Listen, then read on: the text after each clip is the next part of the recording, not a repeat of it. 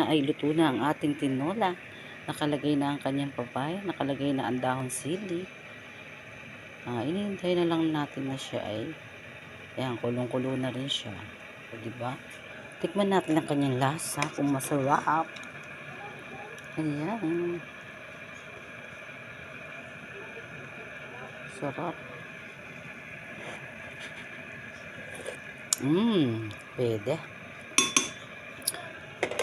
Ayan. From the moment is kain na. Kain na tayo, guys.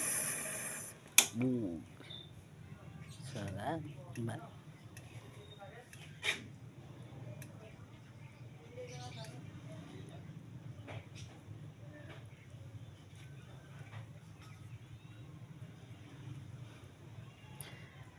Ayan, kailangan na natin kumain, guys. Nakakagutom na umaga. Let's go. Kain na tayo. Luto na rin ang ating kanin. Isang kasirolang kanin, isang kasirolang ulam.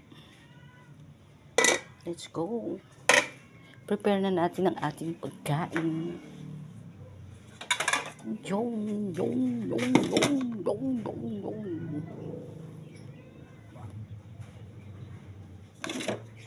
Ay, may mangkok na pala ako din eh.